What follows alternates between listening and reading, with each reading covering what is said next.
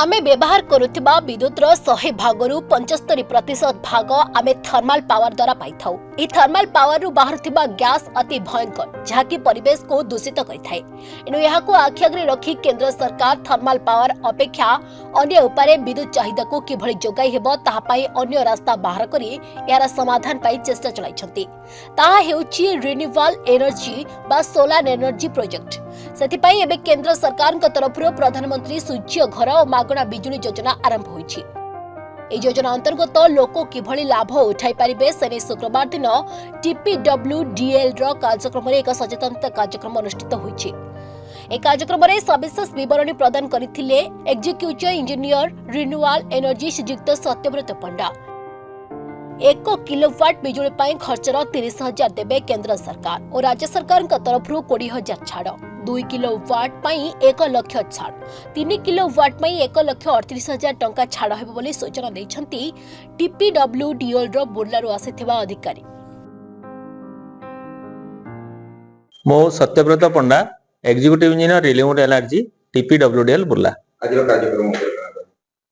आज हमर टिटलागढ़ रे प्रधानमंत्री सूर्य घर मुफ्त बिजली योजना रो अवेयरनेस प्रोग्राम थिला।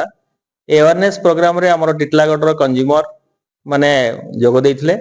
सेथरे हमें जो स्कीम विषय रे विभिन्न विस्तार आलोचना करलु, जणैलु स्कीम रो केमती कोन मेरिट अछि, केमती से माने अप्लाई करि परिबे।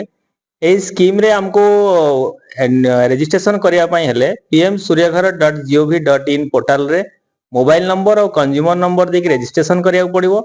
रजिस्ट्रेशन कला परे हमरो इलेक्ट्रिक बिल टा अपलोड कले एप्लीकेशन सबमिट हबो। तापर हमरो सब्सिडी पई हमको बैंक डिटेल्स दवा को पड़िबो, बैंक अकाउंट एवं वेंडर सिलेक्शन करिकि हमें प्लांट बसई परिबा। एथरे सरकार के तरफरु सब्सिडी व्यवस्था अछि। सेंट्रल गवर्नमेंट पर किलोवाट 30,000, 1 किलोवाट को 30,000, 2 किलोवाट को 30,000 एवं 60,000 एवं 3 किलोवाट को 78,000 पर्यंत सब्सिडी व्यवस्था अछि। 3 किलोवाट रो अधिका जो मान जे लगेबे से 3 किलोवाट रो सब्सिडी ही पाइबे 78,000। ताठो ऊपर को कोनोसी सब्सिडी रो व्यवस्था नाही।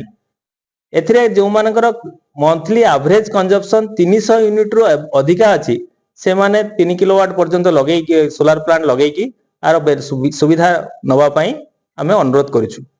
ता सहित हमर ये स्टेट गवर्नमेंट का तरफरु पर किलोवाट 20,000 हिसाब रे 3 किलोवाट पई 60,000 टंका रो सब्सिडी रो व्यवस्था रो विचाराधीन अछि।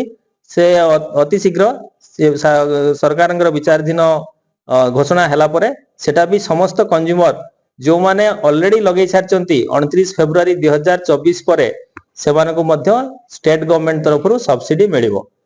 यह द्वारा आमे हमर जो थर्मल पावर ऊपर डिपेंड करूचे 75% थर्मल डिपेंडेंसी को कम करिकी जेमती हमर रिन्यूएबल एनर्जी पॉलिसी रे 25% रिडक्शन करिया पई 2030 मसिया सुद्धा आमे 25% थर्मल एनर्जी डिपेंडेंसी कम करिकी करि परिबा।